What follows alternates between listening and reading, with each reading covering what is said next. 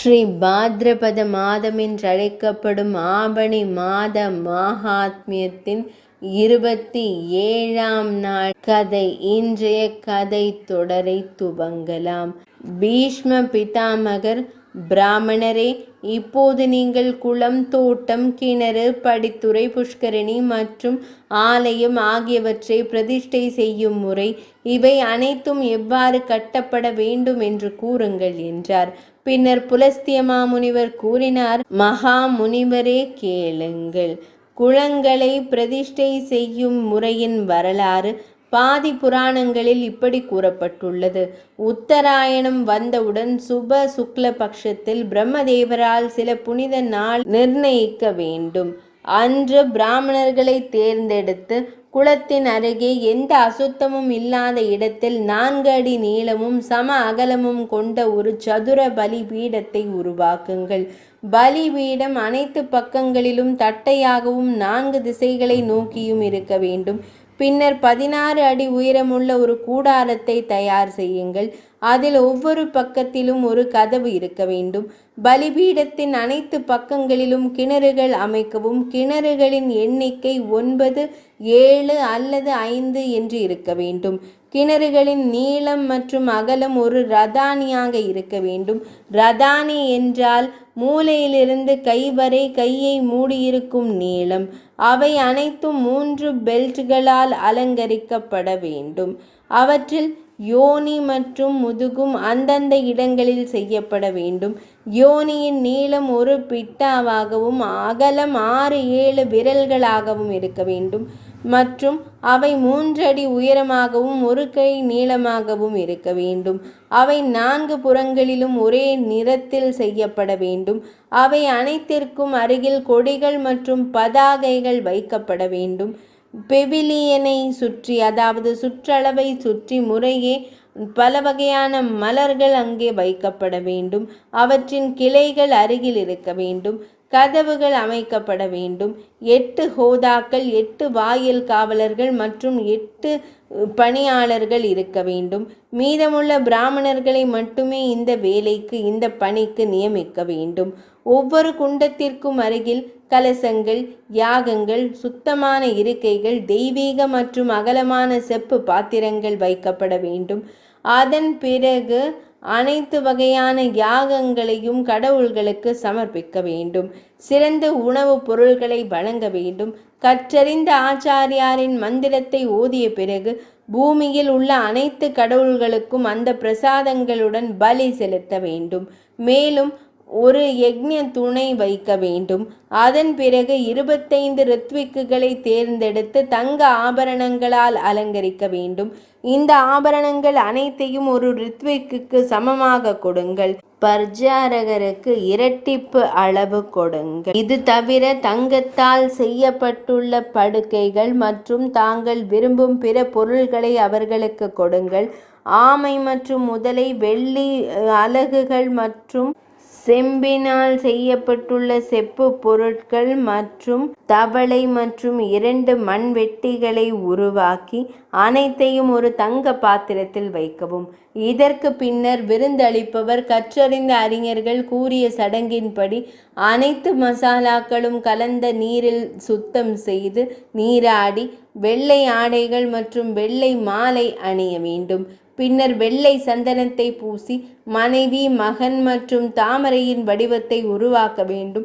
சக்கரம் அழகாகவும் பார்க்க சதுரமாகவும் அனைத்து பக்கங்களில் இருந்தும் வட்டமாகவும் நடுவில் மிகவும் அழகாகவும் இருக்க வேண்டும். அந்த சக்கரத்தை சடங்கில் நிறுவி மந்திரங்களை கூறி அதை சுற்றி ஒவ்வொரு திசையிலும் கிரகங்கள் மற்றும் திசை காவலர்களை நிறுவவும். பின்னர் வருணன் தொடர்பான மந்திரங்களை உச்சரித்து நடுவில் ஒரு குவளையை வைக்கவும். அதன் மீது பிரம்மதேவர், சிவபெருமான், பகவான் ஸ்ரீ மகாவிஷ்ணு மூர்த்தி, கணேசர், லக்ஷ்மி தேவி மற்றும் அன்னை பார்வதியை நிறுவவும். இதன் பிறகு வளமான உலகங்களின் அமைதிக்காக பேய்களின் சமூகத்தை நிறுவவும். இந்த வழியில் மலர்கள், சந்தனம் மற்றும் பழங்களால் அனைத்தையும் நிலை நிறுத்திய பிறகு பஞ்சரத்னையை கலசங்களுக்குள் வைத்து துணிகளால் அலங்கரிக்கவும். பின்னர் மலர்கள் மற்றும் சந்தனத்தால் அலங்கரிக்கவும். வாயில் காவலுக்கு நியமிக்கப்பட்ட பிராமணர்களிடம் வேதங்களை ஓதி ஆச்சாரியாரை தாங்களே வணங்க கூறுங்கள்.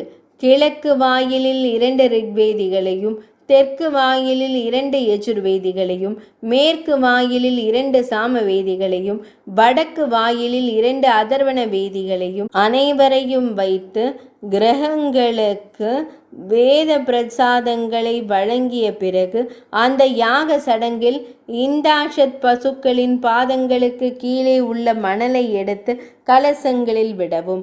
அதன் பிறகு அனைத்து கோரோச்சனம், கடுகு, சந்தனம் மற்றும் அகில் ஆகியவற்றையும் விட்டுவிட்டு பஞ்சகவ்யம், அதாவது தயிர், நெய், மாட்டு சாணம் மற்றும் மாட்டு சிறுநீர் ஆகியவற்றை கலந்து அந்த கலசங்களின் தண்ணீருடன் எஜமானை அபிஷேகம் செய்யுங்கள்.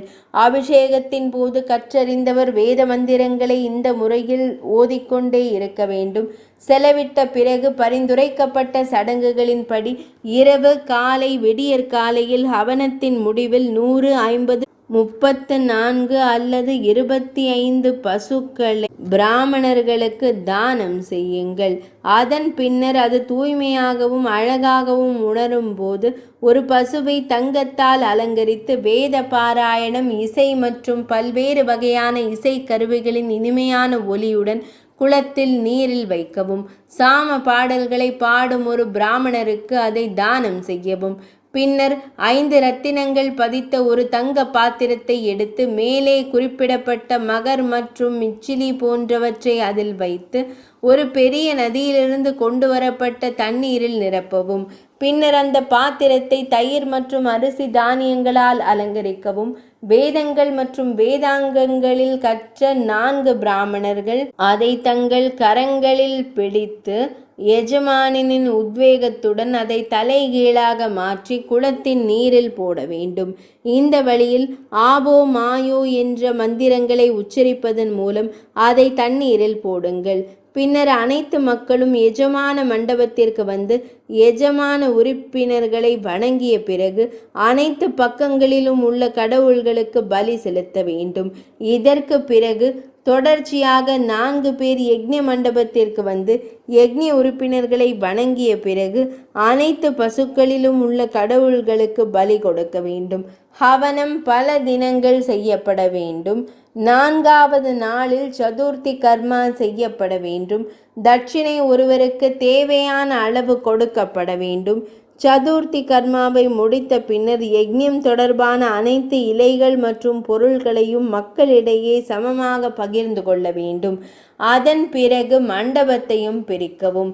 தங்க இலைகள் மற்றும் படுக்கையை ஒரு பிராமணருக்கு தானம் செய்யவும். அதன் பிறகு உங்கள் திறனுக்கு ஏற்ப 1000, 108, 50 அல்லது 20 பிராமணர்களுக்கு உணவளிக்கவும்.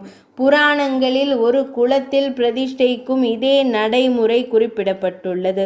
கிணறுகள், படி கிணறுகள் மற்றும் புஷ்கரணிகளுக்கும் இதே நடைமுறை பின்பற்றப்படுகிறது. தெய்வங்களின் பிரதிஷ்டைக்கும் இதே நடைமுறையை புரிந்து கொள்ள வேண்டும்.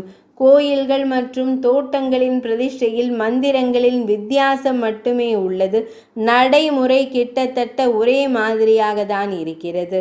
இந்த நடைமுறையை முழுமையாக பின்பற்றும் வலிமை ஒருவருக்கு இல்லை என்றால் இந்த பணியை பாதி நேரத்தில் கூட முடிக்க இயலும். பிரம்மதேவரும் இதையே கூறியுள்ளார்.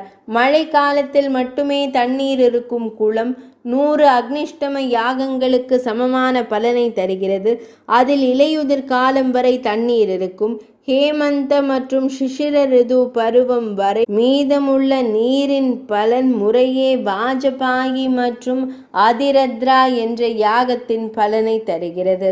வசந்த காலம் வரை மீதமுள்ள நீர் அசோமேக யாகத்திற்கு ஒத்த பழங்களையும், கோடை காலம் வரை மீதமுள்ள நீர் ராஜசூய யாகத்தை விட அதிக பலனை தருகிறது. அரசரே, பூமியில் உள்ள இந்த சிறப்பு மதங்களை பின்பற்றுபவர்கள் அதாவது நலம் பெறுங்கள். படி, கிணறு, குளம் என பரிந்துரைக்கப்பட்ட முறைப்படி தோண்டப்பட்டு ஆலயங்களை கட்டுங்கள். அவர்கள் தோட்டத்தை உருவாக்கி தூய மனதுடன் பிரம்மதேவரின் உலகத்திற்கு சென்றார்கள். அங்கு அவர்கள் பல கல்பங்களுக்கு தெய்வீக பேரின்பத்தை அனுபவிக்கிறார்கள். 2 பிரார்த்தங்கள், அதாவது பிரம்மதேவரின் வயது வரை அங்கு இன்பங்களை அனுபவித்த பிறகு அவர்கள் பிரம்மதேவருடன் யோக சக்தியுடன் விஸ்ரீ, அதாவது பகவான் ஸ்ரீ மகாவிஷ்ணுவின் பாரம்பரியத்தை அடைகிறார்கள். இது குளம், தோட்டம், கிணறு, ஆலயம் போன்றவற்றை உருவாக்கும் முழுமையான செயல்முறையாகும். பாத்ரபத மாதமான ஆவணி மாத மாஹாத்மியத்தின் 27ஆம் நாள் கதை இனிதே நிறைவடைகிறது.